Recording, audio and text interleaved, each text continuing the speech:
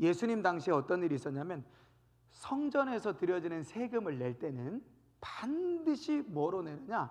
세겔로 냈어요. 그러니까 예수님 당시에 통용되어졌던 화폐가 많이 있었죠. 성경에 보면 어떤 게 나옵니까? 달란트, 데나리온, 드라크마, 아스리온, 렙돈 뭐 이런 게 나오잖아요. 이거는 이제 화폐의 단위거든요. 그런데 이런 돈은 통용이 안 돼요. 성전 안에서는 무조건 뭐로 내야 되느냐? 세겔로만 내는 겁니다. 그러면 절기를 지키러 온 사람도 세겔로 내야 되고, 성전세를 내는 사람도 세겔로, 종교세를 내는 사람도 세겔로 바꿔야 돼요. 자, 여러분 일반적으로 통용되어지는 화폐 단위 중에 세겔이 있을까요? 없을까요? 있겠죠. 그러니까 세겔에도 여러 가지 종류가 있어요. 그런데 원래 세겔은 성전에서 만들어지는 동전의 개념이었거든요, 구약에는. 그런데 예수님 당시에 세겔은 어디서 만들어진 세겔을 갖다 썼냐면 두로라고 하는 지역에서 만들어진 세겔을 갖다 썼어요. 그러니까 요 종교 지도자들이 얼마나 타락을 했냐면 다른 종류의 세겔은 안 받겠다.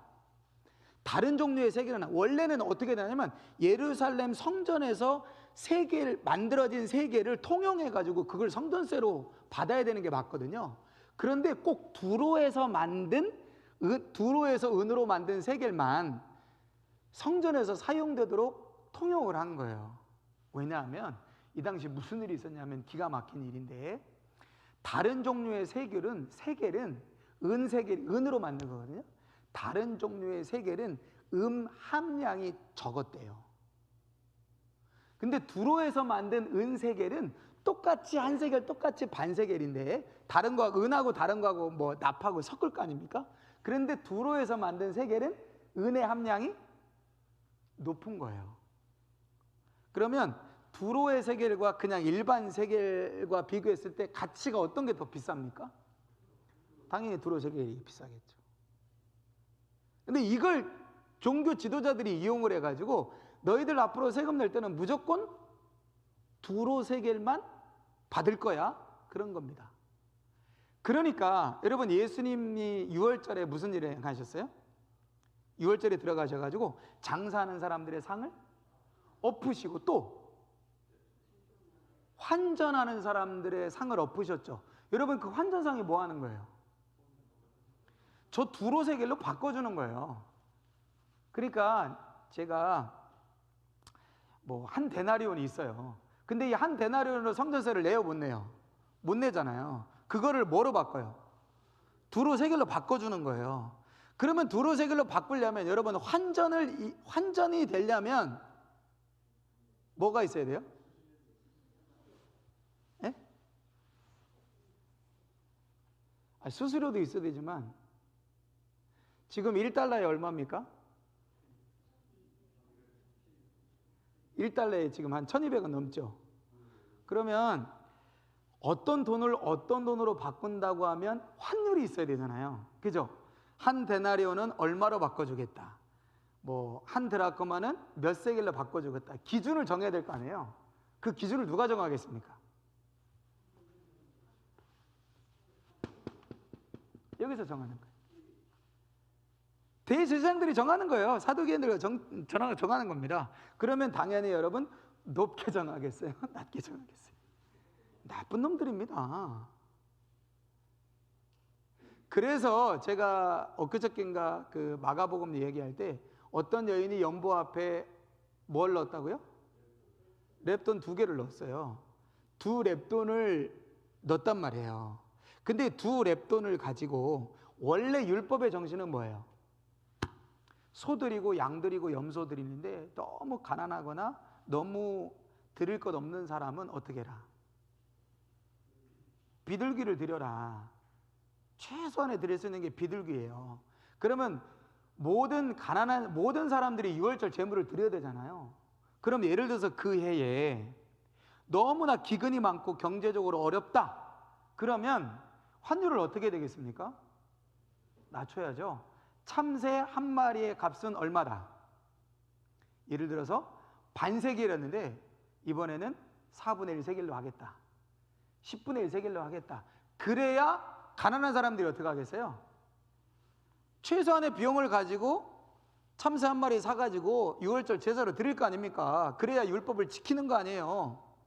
그런데 예수님 당시에 참새 한 마리가 얼마 정도로 값을 환산을 해놨냐면 대략 9만 원 정도로 해놨다는 거예요. 대략 그 당시에 값을 따져보면. 근데 두 렙돈은 얼마 정도 되느냐? 몇 천 원 안 돼요, 그 가치가. 그러면 이 여인의 전 재산은 두 렙돈이에요. 두 렙돈으로 비둘기 한 마리를 살 수 있어요, 없어요? 못 사요. 왜 못 사요? 환율 때문에 못 사는 거예요. 그러니까 예수님이 어떻게 하신 거예요? 열받아가지고 판을 엎으신 거예요. 이 나쁜 놈들, 착취하는 놈들, 그러면서 상을 뒤집어 엎으신 겁니다. 이 당시에 얼마나 대제사장들이, 이 사내들인 공의와 이 대제사장들이, 심지어는요 이 종교세를 내면 대제사장들이, 여러분 종교세를 받으면 자기가 종교세를 받아서 또 누구한테 줘야 되겠어요? 여러분 구약에는 보세요. 구약에는 이스라엘 백성들이 11조를 누구한테 합니까?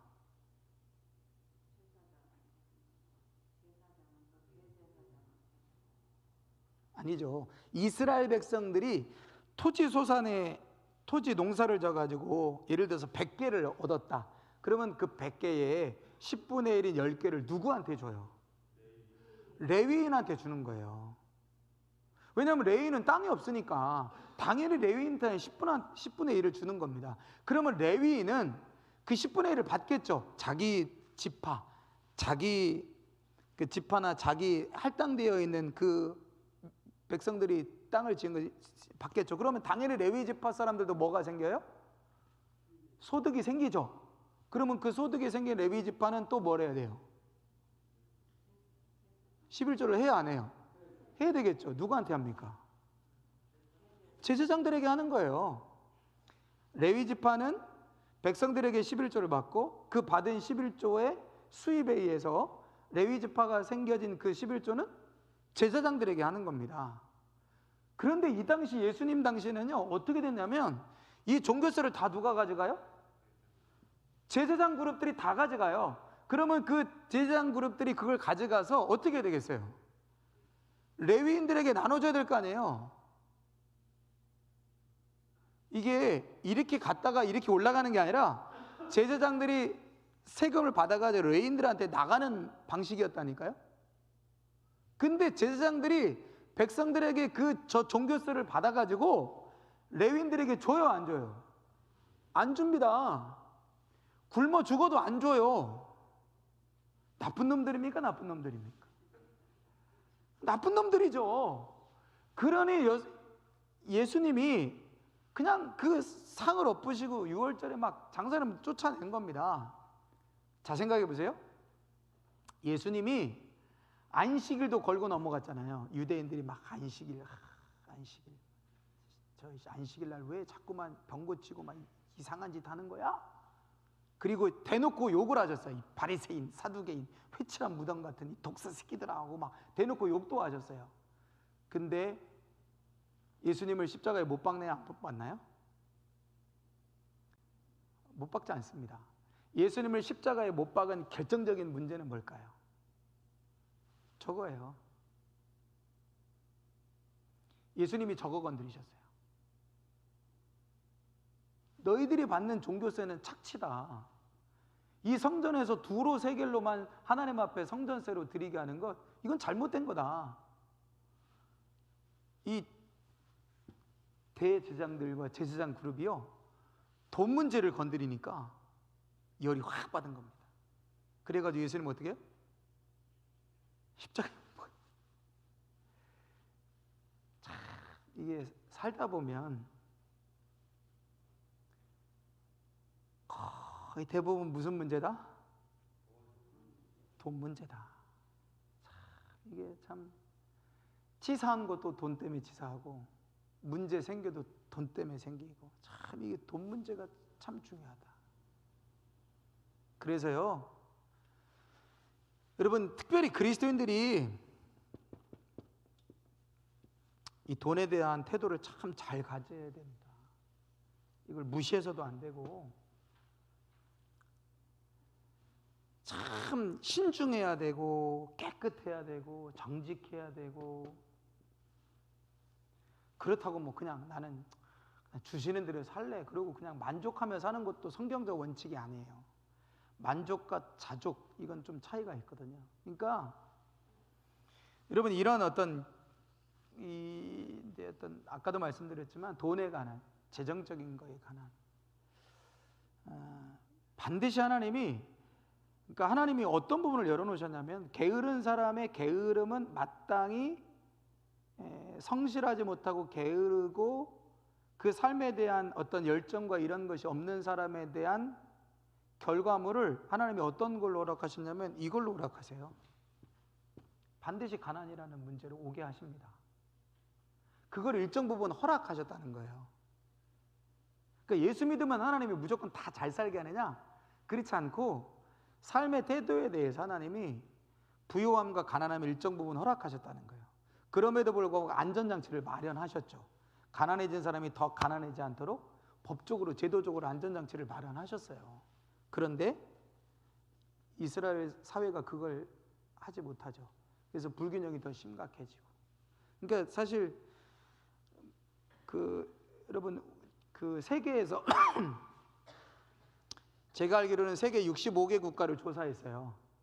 세계 65개 국가를 조사를 했는데, 그래도 비교적 잘 산다라고 하는 나라 65개 국가를 조사를 했는데, 불평등에 관한 지수에 했는데 여기 우리나라가 포함됐거든요. 조사에 몇 등 했을까요, 우리나라?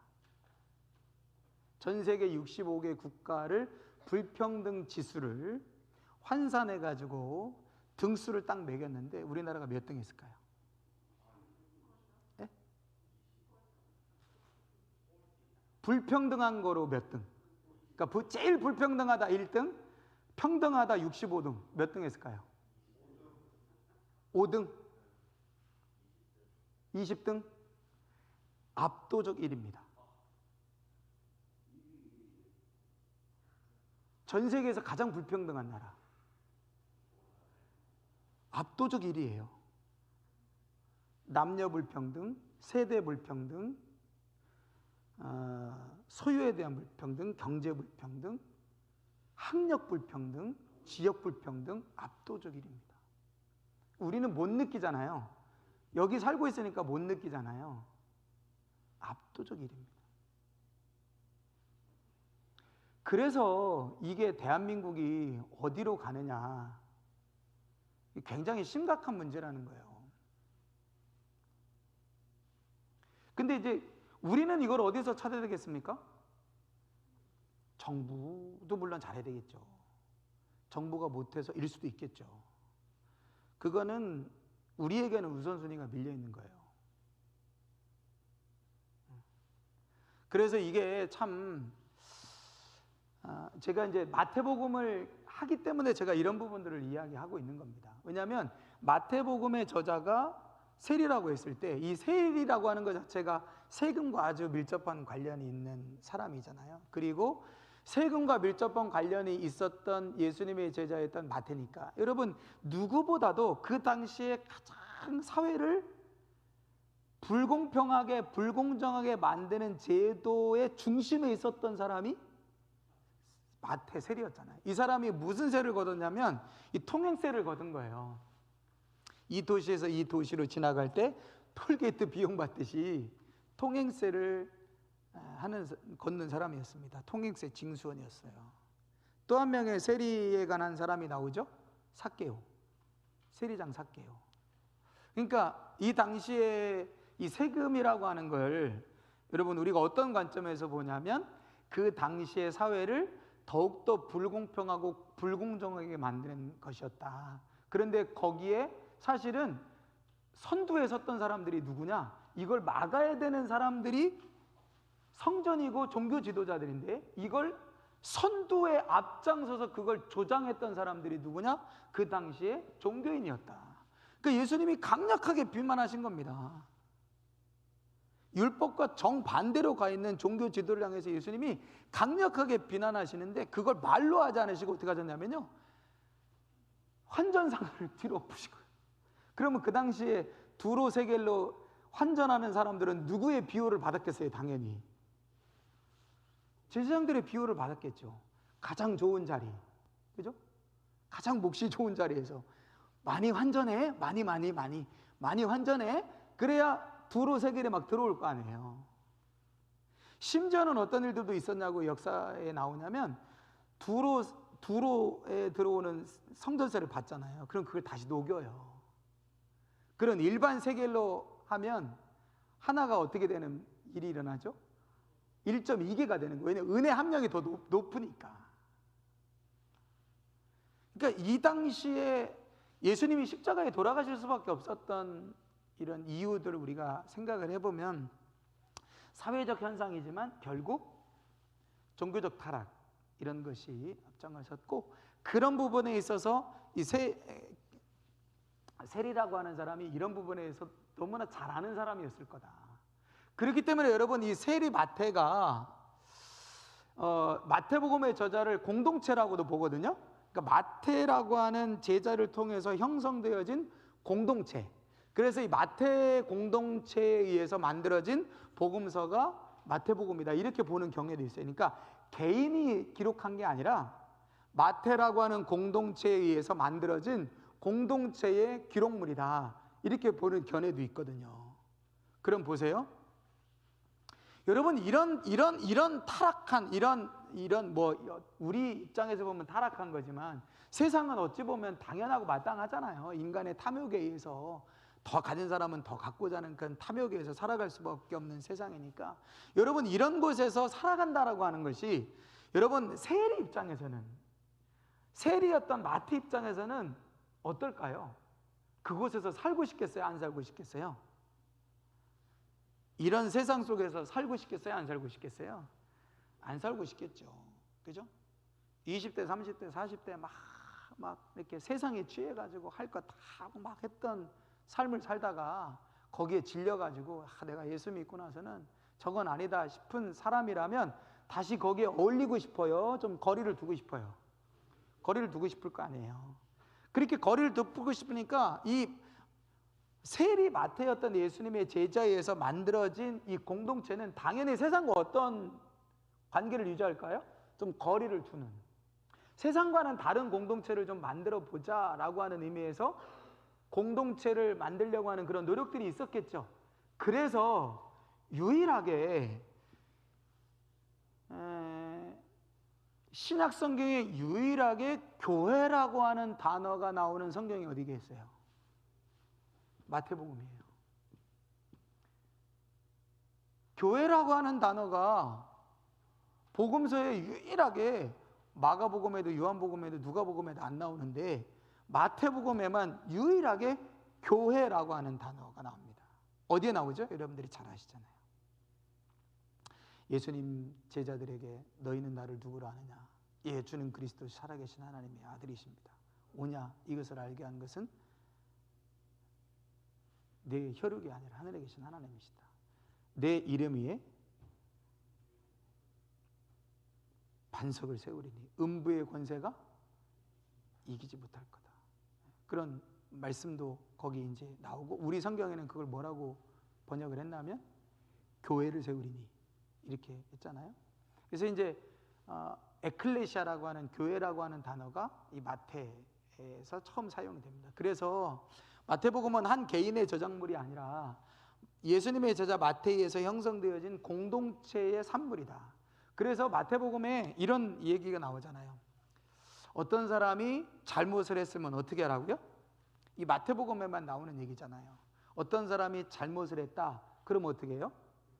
처음에는 조용히 가가지고 그러면 안 된다, 당신 계속 이렇게 하면 안 된다고 권면을 하래요. 그리고 나서 어떻게 해요? 말을 안 듣잖아요. 그럼 어떻게 해요? 한두 사람의 증인을 같이 참여시켜서 권면을 하죠. 그래서 1:1 권면이 안 되면 증인을 세우라는 거예요. 내가 권면을 했고 이 사람이 안 들었고 이 사람이 이렇게 반응했고 공식적인 걸 하라는 거죠. 그래도 이 사람이 안 들을 때는 어떻게 하래요? 교회에게 알리라고 돼 있어요. 에클레시아에게 알려라.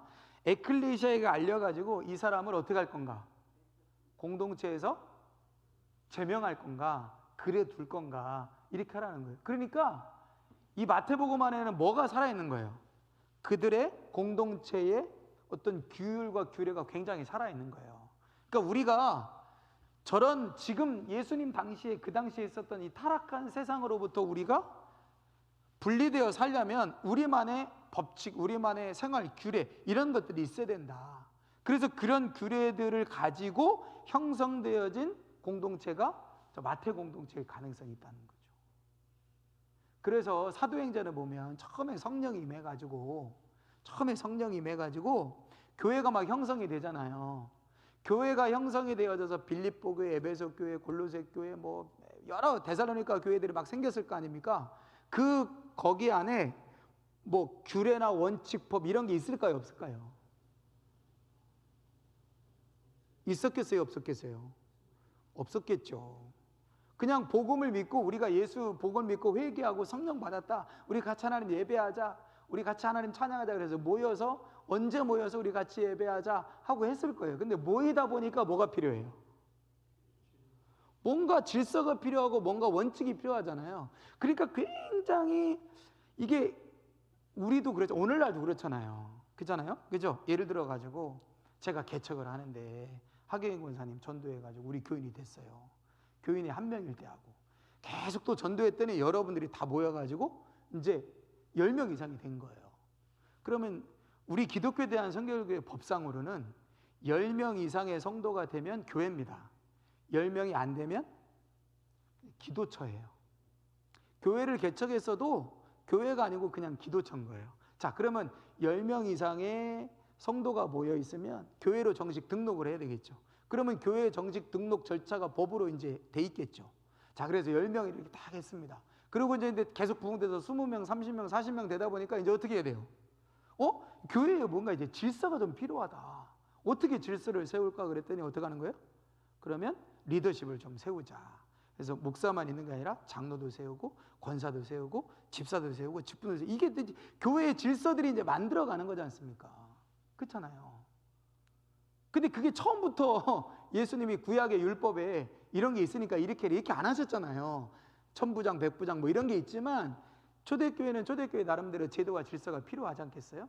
그런 혼란의 시기에 자꾸 문제가 생기니까 교회를 설립하고 개척했던 바울이 어떻게 하는 거예요? 편지를 보내가지고 너희들이 이런 원칙으로 해라, 이렇게 해라. 제도에 대해서는 막 하지는 않지만 물론 나중에 디모데 전 후서를 기록할 때쯤 되면 어떻게 해요? 감독, 집사, 장로 뭐 이런 제도들이 이제 나오지 않습니까? 그때 막 이제 생기기 시작하는 거예요. 그래서 이런 사람들을 세워라. 물론 이제 초대교회 7집사가 생기긴 했지만 그런 제도들이 막 이제 하나둘씩 형성이 되어지는 거죠. 그런데 보면 마태복음에 나와 있는 몇몇 장면들은 굉장히 디테일한, 그러니까 공동체 안에서 이럴 땐 이렇게 하고 이럴 땐 이렇게 해야 된다라고 하는 원칙들이 마태복음에는 그런 게 다른 복음서는 등장을 하는 거예요. 그러니까 이 마태라고 하는 공동체가 형성돼서 나름대로 세상과는 다른, 세상과는 구별된 어떤 공동체를 이루어가면서 그 공동체 안에 예수가 누구이냐, 우리가 믿는 예수가 누구냐, 그걸 다시 한번 기록하고 성령의 감동과 조명에 따라서 정리할 필요가 있겠다 해서 나온 일종의 작품, 그게 이제 마태복음의 기록물로 본다는 겁니다. 그래서 마태복음은 그 성향이 마치 뭐와 같으냐면 교과서 같아요. 교과서. 그러니까 여러분 공동체에서 누군가를 가르치려면 교본이 있어야 되잖아요. 그죠? 군대에도 군대 교본이 있고 어떤 공동체든지 다 기본적인 규례에 대한 교본이 있지 않습니까? 마태복음은 어떤 공동체를 만들어가는 데 있어서 마치 교과서 같은, 교본 같은, 그래서 아주 잘 짜여져 있어요. 조직적으로. 한번 여러분들 제가 나눠드린 유인물 한번 보실래요?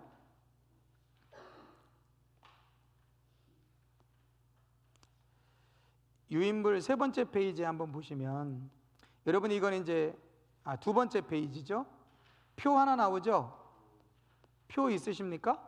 예, 거기 표를 보시면 제가 다음 주에 여러분들이 성경을 한번 더 읽으실 때 이걸 참조하시고 읽으시면 돼요. 이 마태복음을 어떻게 쪼갤 수 있냐면 7개로 딱 쪼갤 수 있는데, 처음에는 서론, 마지막은 결론. 근데 그 중간에 이 마태복음을 5권으로 나눌 수가 있어요. 1권은 3장부터 7장까지, 2권은 8장부터 10장까지, 3권은 11장부터 13장까지, 4권은 14장부터 18장까지, 5권은 19장부터 25장까지. 그런데 그 1권을 다시 둘로 나눌 수가 있어요. 똑같습니다. 어떻게 되냐면 이야기가 나와요. 그 다음에 이르키리키리키라라는 교훈이 나옵니다. 또 이야기, 교훈, 이야기, 교훈, 이야기, 교훈, 이야기, 교훈. 이런 방식으로요, 아주 정확하게 기록이 되어 있어요. 교과서처럼. 여러분, 교과서 보면 어떻습니까? 교과서는 아주 딱 정해져 있잖아요. 그죠? 뭐 지금은 어떨지 모르겠지만, 예를 들어서 질문, 수업에 들어가기 위한 질문 딱 가지고, 그 다음에 내용 딱 하고, 그 내용에 맞는 예화 딱 들어가고, 정리 뭐 이런 식으로 딱 들어가듯이 마태복음이 다 그런 그림이에요. 자, 이 큰 그림을 가지고 여러분들이 마태복음을 다음 주에 한 번 더 조직적으로 읽어보시면 도움이 되실 것 같습니다. 그래서 1장, 2장은 서론, 예수님의 족보에 관한 이야기가 나오고, 3장부터 7장까지는 제자도에 관한 거예요. 그래서 이야기가 나오고, 어떤 이야기가 나옵니까? 예수님이 광야에 시험 받으신 얘기도 나오죠. 그 다음에 5장, 6장, 7장은 뭐예요? 가르치시는 거예요. 가르치는 내용 나오죠. 그 다음에 8장, 9장은 어떤 내용이죠? 예수님이 병 고치시는 9가지 치유의 기적이 나옵니다. 그리고 나서 10장은 뭐가 나오냐면 사도들에 관한 가르침이 나와요. 그 다음에 11장, 12장은 또 이야기가 나오고, 13장은 여러분들이 잘 아시는 하나님 나라의 비유에 대한 가르침, 교훈이 나옵니다. 그리고 14장부터 17장은 또 뭐 이런저런 이야기, 베드로에 관한 이야기, 이야기가 쭉 나오죠. 그리고 18장은 예수님이 또 이렇게 된다라고 하는 교훈과 가르침이 나와요. 이런 형식으로 딱 쪼개져 있기 때문에 여러분들이 분류해서 읽기가 정말 쉬운, 그냥 한번 생각해 보세요. 그냥 1장, 2장 서론, 3장, 4장에는 이런 예수님 광야에서 시험 받으신 이야기, 복음 전하신 이야기가 나온 다음에 5장, 6장, 7장은 산상수훈 가르침, 8장, 9장은 다 기적만 나와요. 10장은 또 가르침만 나와요. 11장부터 13장은 또 11장, 12장은 또 이런저런 이야기들이 나와요. 13장은 하나님 나라의 비유에 대한 가르침만 또 딱 나와요. 이렇게 번갈아 가면서 주고받는 형식으로 되어 있으니까, 여러분 이 표를 보시고 다음 주에 한 번 더 마태복음 읽기를 하실 때 그게 맞나를 확인하시면서 한번 읽어보세요. 그러면 정말 아구가 딱 떨어진다고 하죠. 이야, 이거 아구가 완전 딱 떨어지네. 애매한 게 없어요. 그냥 딱 떨어져요. 그냥 기가 막히게 잘 조직된, 누가 마치 막 편집한 것처럼. 그래서 이런 것 때문에 한 개인이 이렇게 기록한 것보다는 공동체의 필요에 의해서 만들어진 교과서 같은 성경이다라고 이해하는 경우들이 있게 되어집니다. 자, 그래서 제가 지난 시간에 뭐에 관해서 한번 주의 깊게 생각해보고 읽으라고 말씀을 드렸냐면, 그러니까 제가 지금 무슨 얘기했냐면, 저자는 개인 마태로 보든지 아니면 마태에서 형성되어진 공동체로 볼 수 있다. 그러면 당연히 이 마태복음의 수신자는 누구겠어요? 그 공동체가 1차적인 수신자겠죠. 근데 그 공동체의 대부분의 구성인들은 누구다? 이방인이다, 유대인이다? 유대인이다. 그걸 어떻게 알 수 있냐고요. 이 마태라고 하는 공동체가, 예를 들어서 마태라고 하는 교회 공동체가 이 마태복음의 1차 수신자라고 한다면, 거기에 있는 사람들이 이방인들은 거의 없고 대부분 유대인들이었을 거다라고 생각하게 하는 성경의 근거가 뭘까요? 그게 바로 예수님을 어떻게 묘사했다는 거예요? 예수님을 예수님을 유대의 왕으로도 표현하고 메시아라고도 표현했지만 또 하나 결정적인 이유가 뭐냐면 여러분들 받으신 프린트물 있죠? 그 프린트물 보시면 제가 여러분 다 해오셨을 거라 생각하고 정리를 좀 해드렸는데 이 페이지 한번 보세요. 친유대적인 성격과 반유대적 성격이 나오죠. 그러니까 마태복음 안에는 친유대적인 성격도 있고 반유대적인 성격도 있어요. 먼저 친유대적 성격의 본문 한번 볼까요? 마가와 누가가 하나님 나라라는 표현을 사용하는 반면 마태는 하늘나라라고 하는 표현을 사용한다. 이 하늘나라는 주로 누가 사용하는 표현이냐면 유대인들이 사용하는 표현이에요. 음식을 먹기 전에 손을 씻는 장로들의 전통과 유전에 대해서 언급하고 있어요. 이거는 유대인들이 아니면 잘 이해를 못하는 거예요. 제자들과 예수님의 선교 범위를 이스라엘의 잃어버린 양들이라고 말합니다. 그러니까 내가 이스라엘의 잃어버린 자들을 위해서 왔다, 이런 언급을 해요. 또 누가의 족보와 달리 마태의 족보에서도 발견되는데, 여러분 누가복음의 족보는 마태복음의 족보와 누가복음의 족보의 차이가 어떻게 되죠?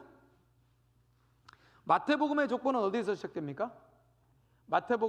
예수님의 족보는 아브라함부터 시작해서 다윗으로 시작해서 예수님까지, 그죠? 아브라함부터 다윗 해서 14대 이렇게 딱 됐어요. 누가복음의 족보는 어디까지 갑니까? 아담까지 가요. 아담까지. 그러니까 마태복음의 족보는 아브라함에서부터 예수님까지니까 아브라함은 누구의 조상이에요? 인류의 조상입니까? 유대인들의 조상입니까? 유대인들의 조상이, 믿음의 조상이니까. 그런데 누가복음의 예수님의 족보는 맨 끝에 누가 나와요? 아담이에요. 그러니까 아담은 모든 인류의 조상이죠. 그러니까 누가는 다음에 공부하겠지만 누가복음의 저자와 사도행전의 저자는 같은 저자죠. 사도행전과 누가는 굉장히 선교적인 책이에요. 이방인들을 위하여 복음이 전해져야 되고 이방인들을 위하여 하나님 나라가 확장되어지기 때문에 선교적인 책이기 때문에 보세요. 자, 예수님이 누구의 후손이냐? 아담의 후손이에요. 모든 인류를 위한 후손으로 이 땅에 오신 분이 예수예요. 근데 마태복음에서 예수님은 아브라함의 후손이에요. 너희들이 그렇게 위대하게 생각하는 믿음의 조상 아브라함의 후손이 예수다, 이 얘기를 하는 거예요. 그러니까 얼마나 친유대적이에요. 마태복음의 족보를 읽으면 이방인들이 어떻게 생각하겠어요? 그럼 우린 뭐요? 아브라함의 후손 아닌 우린 뭐요? 이렇게 생각하겠죠. 근데 누가복음을 읽으면 그치, 아담의 후손이 예수지, 이렇게 생각할 수 있지 않겠습니까? 그 족보에서도 차이가 나요. 제일 중요하게 생각하는 건 제가 5번이거든요. 구약의 성취를 인용하고 있다. 제가 여기 10가지 성경 본문을 적어놨는데 다음 시간에 여러분들이 이거 읽으실 때도 한번 체크를 해보세요. 이거 보시고 여기에 똑같이 뭐라고 되어 있냐면 구약을 완성하러 오셨다는 언급이 나와요. 여러분 대표적으로 알고 계신 거 뭐예요? 예수님이 구약을 성취하러 오셨다는 거.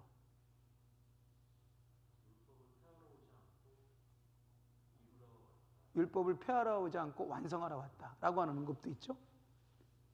또 실제적으로 구약에 있는 말씀을 직접 인용한 본문이 나와요. 예수님의 출생에 관해서 마태복음이 뭐라고 말하죠? 예수님의 출생에 관해서 마태복음 1장에 보면 보라, 처녀가 잉태하여 아들을 낳을 것이니 그 이름을 임마누엘이라 하리라 라는 말씀이 어디의 말씀이에요? 이사야에 있는 말씀이에요. 그 이사야에 있는 말씀을 직접 가지고 와가지고 구약의 이사야의 말씀에 보라, 처녀가 잉태하여 아들을 낳을 것이고 그 이름을 임마누엘이라고 하지 않았냐? 그런데 처녀가 잉태하여 아들을 낳았는데 그 아들이 누구다? 예수라는 거예요. 이사야 선지자에 의해서 예언되어진 그 처녀가 아들을 낳은 그 아들이 누구냐? 예수다. 시작부터 구약의 성취라고 얘기합니다. 그렇죠? 그리고 뒤에 가보면 예수님이 나귀 타고 입성하실 때, 예? 예루살렘을 나귀 타고 입성하실 때 마태복음에 뭐라고 기록하고 있어요? 그는 겸손하여, 그죠? 그는 겸손하여 나귀를 타고 왔다라고 하는 스가랴 9장의 말씀을 그대로 인용해 가지고, 그는 겸손의 왕으로 그는 나귀를 타고 올 것이라고 하는 스가랴의 말씀을 그대로 적어요. 그걸 성취하러 예수님이 오셨는데 그분이 예수다. 그래서 구약을 성취하러 오신 분이 예수라고 하는 언급을요, 누가 요한 마가복음에는 없는 이 율법과 구약을 성취하러 오신 예수라고 하는 걸 굉장히 많이 강조합니다. 그 본문을 제가 10가지를 적어놨으니까 다음 시간에 여러분들이 성경을 읽으실 때 이것도 참고하시면서 체크를 한번 해보세요. 그러네. 이 구약의 말씀을 인용해서 이걸 완성하려고 오셨네 하는 것들을 여러분들이 보시면서 마태복음을 한 번 더 읽으시면 그 부분도 정리가 될 겁니다. 반대로 그러면 친유대적인 성격만이냐? 그렇지 않고 반유대적인 성격도 있어요. 그러니까 유대 사회를 공격하는 그런 성격도 있는데, 거기 반유대적 성격 한번 보시면 마지막 명령은 모든 민족에게 선교하라고 명령하신다. 자, 마태복음 28장 16절부터 18절 여러분들이 가장 잘 아는 말씀 뭐죠?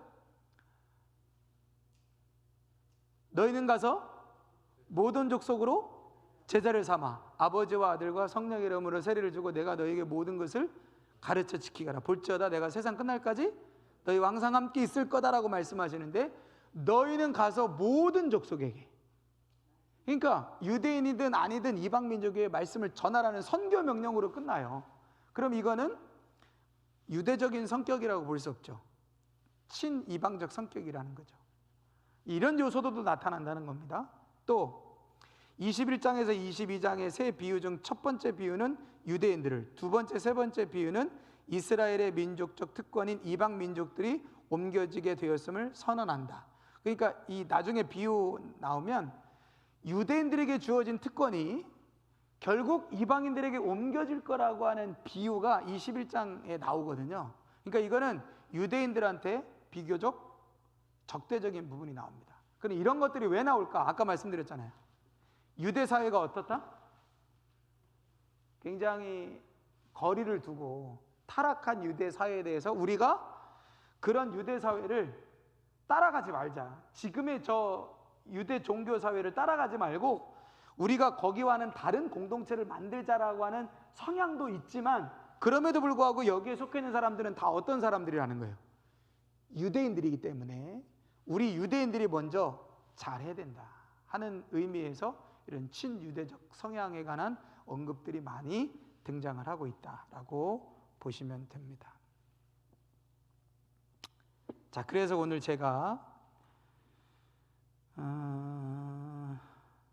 저자와 또 수신자, 그 다음에 그 당시의 어떤 부분들에 대해서 언급을 드렸습니다. 그리고 예수님을 표현할 때 유대인의 왕 이라고 하는 표현도 등장을 하죠. 예수님이 십자가에 못 박혀 죽으실 때 그 위에 푯말을 뭐라고 했다고요? 유대의 왕이라고 하는 푯말을 적어서 의도적으로 예수가 유대의 왕이라고 하는 것을 발견하고 있습니다. 예수님이 십자가에서 죽으실 때 백부장이 고백하는 장면도 나오고요. 이런 장면들을 여러분들이 좀 찾아보시면서 다시 한번 읽어보시면 좋을 것 같습니다. 그리고 무엇보다 중요한 건 다음 시간에 다음 주 강의한 세 번째 페이지 제가 드렸죠? 세 번째 방 받으셨죠? 그거에 관해서 제가 정리를 하고, 또 여러분들이 성경을 읽으시면서 좀 궁금한 부분들이나 또 그 내용 안에서 특별히 제가 조금 다뤄야 될 내용이다 싶은 것들에 대해서 좀 강의를 하고, 이 부분에 대해서 전체적으로 한번 정리를 좀 드릴 텐데, 마태복음의 구조에 관한 부분들을 참조하시고, 이거보다 여러분들이 뭘 더 참조하시면 되냐면 두 번째 페이지에 나와 있는 표 있죠? 그거 보시고 여러분들이 그대로 한번 따라서 읽어보세요. 1, 2장은 서론이니까 서론에 뭐가 나오나? 1권이 이야기와 교훈으로 되어 있는데 3장부터 7장까지인데 3, 4장은 이야기인데 그럼 무슨 이야기가 나오나? 5장에서 7장은 무슨 교훈이 나오나? 8장부터 10장까지가 두 번째 권인데 그러면 8, 9장은 무슨 이야기?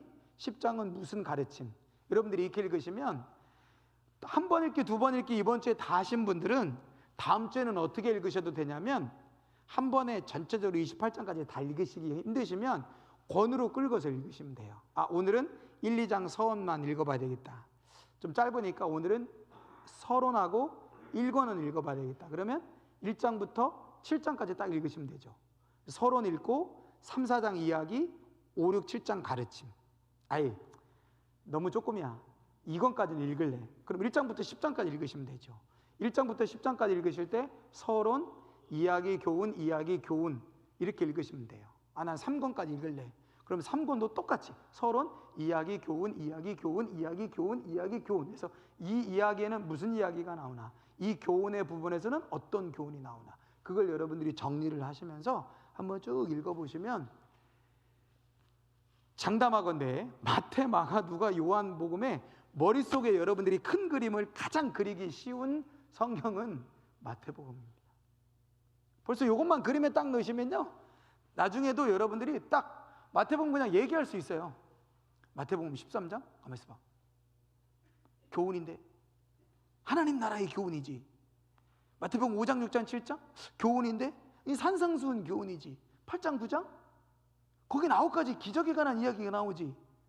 그냥 이렇게 똑똑똑똑 쪼개서 요한복음 이거 하실 수 있을 것 같아요? 되게 어려워요. 누가복음? 되게 어려워요. 마가복음 16장밖에 안 돼도 되게 어렵습니다. 근데 제일 쉬운 게 마태복음, 그 다음에 쉬운 게 요한복음이에요. 요한복음 또 특징이 있어요. 뭐냐? 예수님이요 이렇게 말씀하세요. 나는 땡땡땡이다. 이렇게 말씀하시는 게 딱 나와요. 나는 빛이다. 나는 목자다. 나는 길이요 생명이다. 나는 생명의 떡이다. 이렇게 나와요. 제가 지금 사순절날 그거 설교하잖아요. 5장 생명의 떡, 7장 8장 빛, 10장 양의 문 선한 목자, 14장 나는 길이요 생명이다. 이렇게 딱딱 떨어지거든요.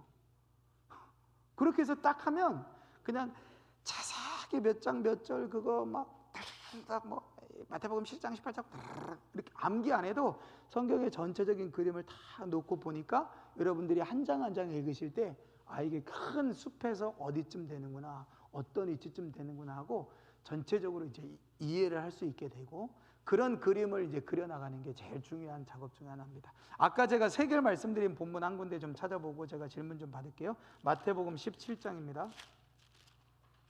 마태복음 17장.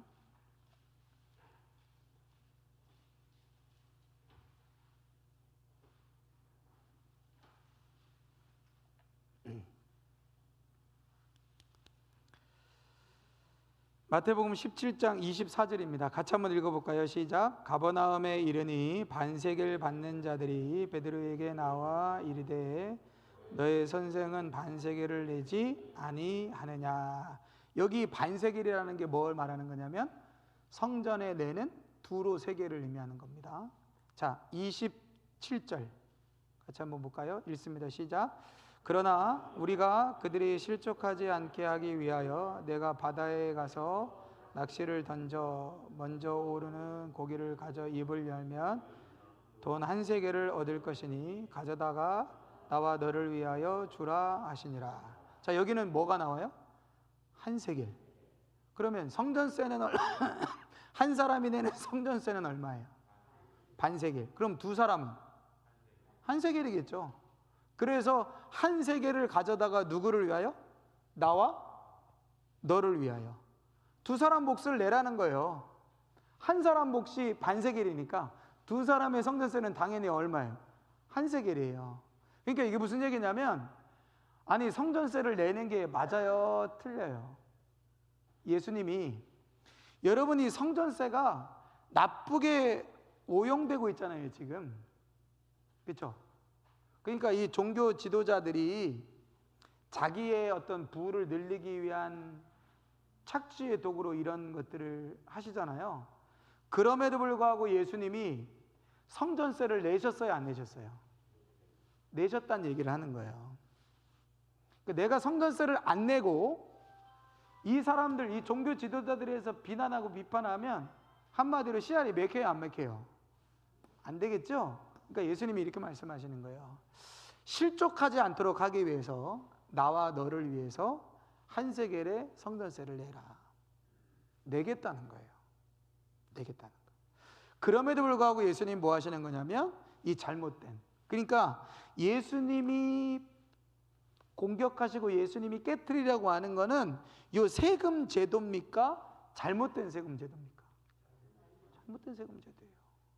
왜? 하나님이 성전세를 내라고 했어요, 안 했어요? 하나님이 성전세 내라고 했어요, 안 했어요? 내라고 했습니까, 안 했습니까? 내라고 했죠. 구약의 율법에 이스라엘 백성들에게 성전세를 내라고 말씀하셨나요, 안 하셨나요? 했습니다. 율법이에요. 율법이에요. 그러니까 구약에 있었던 세금에 관한, 성전에 내야 되는 성전세, 일종의 구약에 있었던 11조의 세금, 이런 것들이 하나님이 정하시는 거예요, 구약의 율법에도. 그런데 문제는 예수님 당시에 이런 것들을 어떻게 했다는 거예요? 종교 지도자들이 자기의 이익을 위해서 잘못 사용했다는 거예요. 그리고 기본적으로 하나님이 이 성전세를 드려라, 11조를 드려라 라고 하는 것은 무엇을 위한 겁니까? 불균형의 극심화를 위한 겁니까? 불균형의 완화를 위한 겁니까? 불균형의 완화를 위한 거죠. 레위 사람들은 땅이 없어요. 그러니까 레위 사람들이 땅이 없는데 생각해 보세요. 농사를 지었어요. 농사를 지었는데 이스라엘 백성들이 레위인들을 돌보지 않아요. 그럼 레위인들은 어떻게 하겠어요? 이스라엘 백성들이 11조를 안 하니까 레위인들은 어떻게 하겠어요? 경제적으로 가난해지겠죠. 그럼 경제적으로 가난해지니까 레위인들은 어떻게 하겠어요? 레위인들은 처자식이 있습니까, 없습니까? 있죠. 근데 유대인들이 농사를 지어서 11조를 바쳐야 레위인들이 살 거 아니에요? 자기들은 성전에서 봉사하는 일을 하는데 농사를 안 지니까 최소한의 땅, 그러니까 레위인들에게도 최소한의 땅과 성읍이 있어요. 그러니까 그들이 머물 수 있는 집과 성읍이 있고 그들이 최소한으로 가질 수 있는 양과 이런 것들이 있어요. 그들이 가질 수 있는 최소한의 소유가 있거든요. 그러니까 그 양들을 먹일 최소한의 우리를 만들 땅이 있어야 되잖아요. 그러니까 그들이 가질 수 있는 최소한의 땅은 주어졌어요. 근데 뭐는 안 되는 거예요? 농사짓는 일은 못 하는 거예요. 자, 유대인들이, 백성들이 농사를 지어가지고 11조를 저 애들이 먹고 사는데 경제적으로 어려워지네요. 그럼 레위인들이 어떤 생각을 할까요?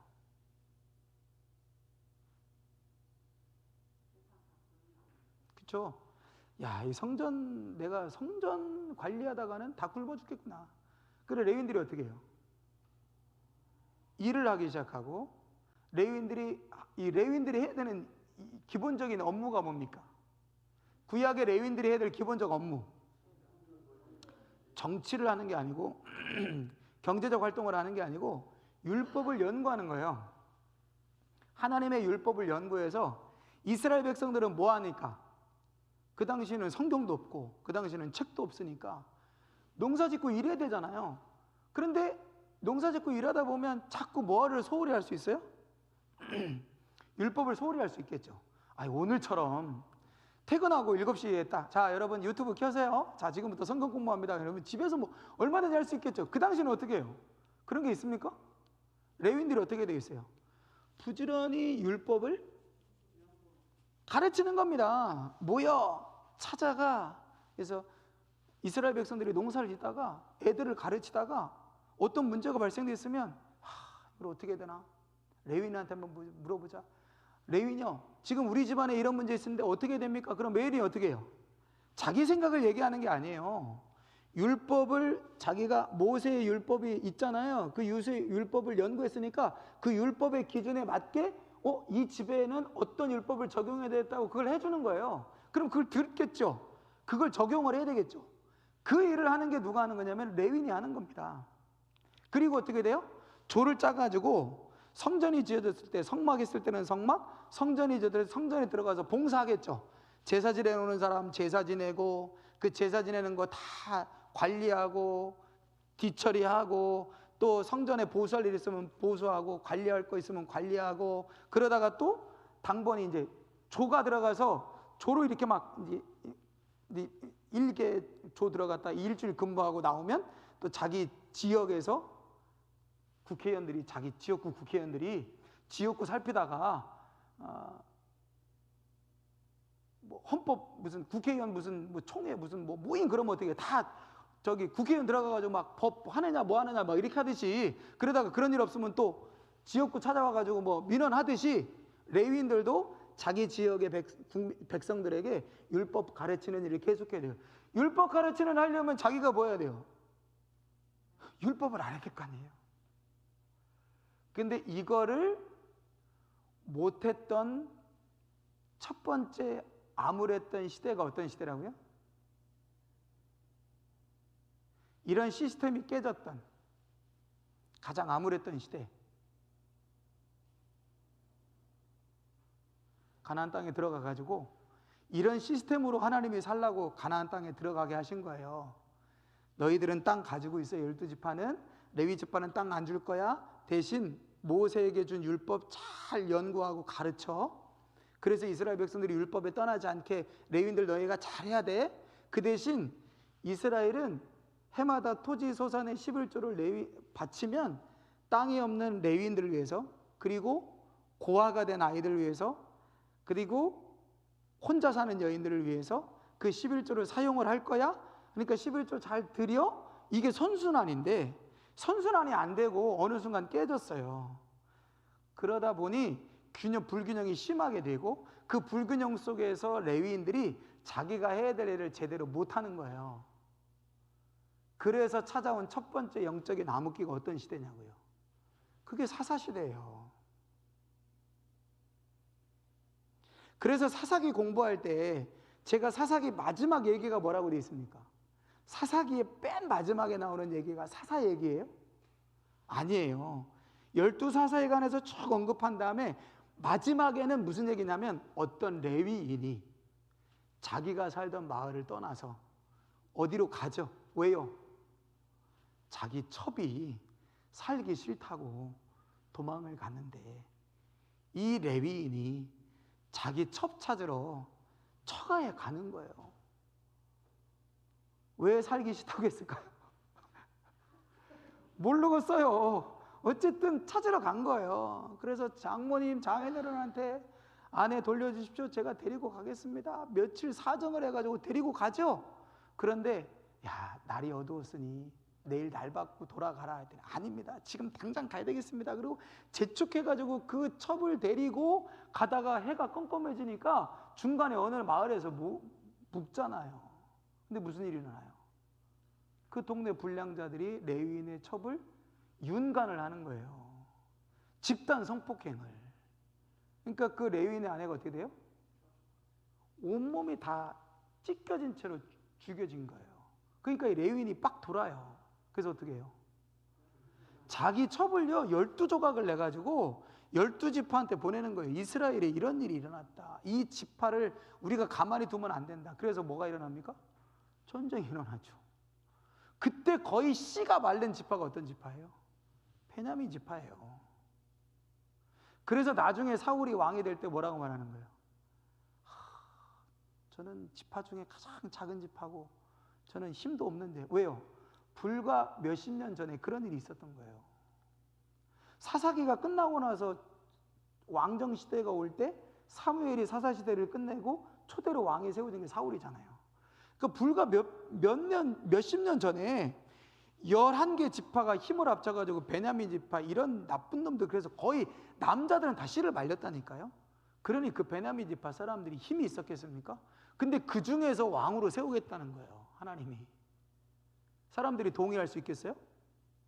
쉽게 안 받아들이죠. 그러면 베냐민 지파 출신인 사울이 왕이 됐으니까 어떻게 해야 돼요? 인정을 받아야 될 거 아니에요. 자기 세력을 얻어야 될 거 아니에요. 그러니까 사울이 뭐 하냐면 사람 찾아다니는 겁니다. 자기가 힘이 없으니까, 자기 백그라운드가 없으니까, 자기를 지지해줄 만한 지파가 베냐민 지파인데 힘이 제일 없는 지파니까 어떻게 해요? 자기를 도와줄 수 있는 유능한 사람 막 찾아다니는 거예요. 그래서 자기 좋다고 그러면 오케이, 좀 힘 있다 그러면 오케이, 괜찮다 그러면 오케이, 사람 찾아다니는 거죠. 그러니까 그 열등감에서 사람으로 자기를 채우려고 하다가 결국에 다윗이 등장하니까 저건 아니다 막 죽이려고 하는 거죠. 근데 다윗은 어때요? 다윗은 사람을 쫓아다니는 게 아니라 하나님이 다윗의 주변에 사람들이 모이게 하시잖아요. 그래서 완전히 대비되는 일이 일어나죠. 그래서 이스라엘이 맞은 첫 번째 영적인 암흑기가 사사시대입니다. 근데 그 사사시대 암흑기가 저런 선순환이 깨진 거예요. 하나님이 정하신 일종의 경제 법칙.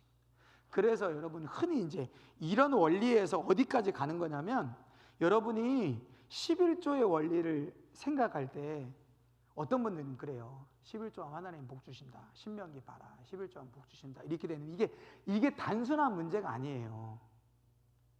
하나님이 이스라엘 백성들에게 땅을 주실 때부터 아브라함에게 그 후손들에게 땅을 주시겠다고 약속하셨고, 그 약속이 성취되어졌고, 하나님이 원하시는 나라, 하나님이 원하시는 제도가 만들어지는 그 약속의 땅이 하나님이 어떤 시스템으로 운영되어지기를 원하는지에 대한 그 시스템의 원리 안에서 안식일, 절기, 11조, 율법에 대한 규례, 제사, 이런 게 다 그 안에 있는 거예요.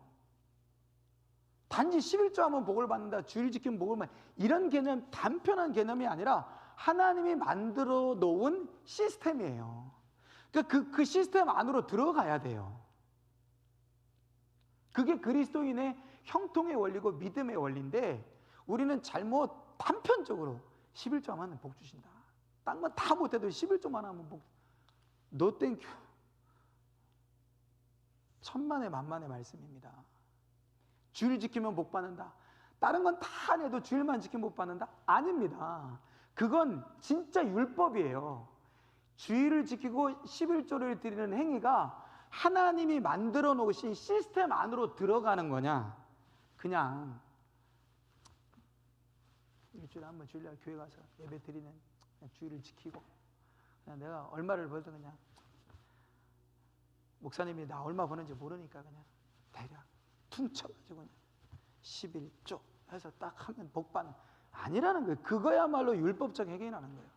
그 하나님이 만들어 놓으신 시스템 안으로 들어가는 겁니다.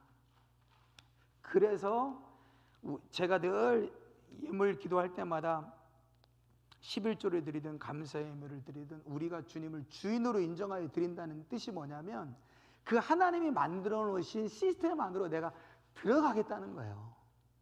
세상의 시스템이 아니라 하나님이 만들어 놓으신 이 시스템 안에 제가 들어갑니다. 그 고백이 11조고, 그 고백이 주일날 놀러 안 가고 예배 드리러 나오는 거고, 그 고백이 부활절, 맥추절, 성령 강림절, 이런 절기를 하나님 앞에 지키는 거예요.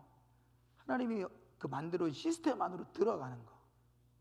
이런 믿음의 고백이 될 때 하나님이 만들어 놓으신 시스템 안에서 하나님이 행하시는 형통과 축복의 원리가 돌아가는 거지, 시스템 안으로 들어가지 않고 그냥 율법적 행위로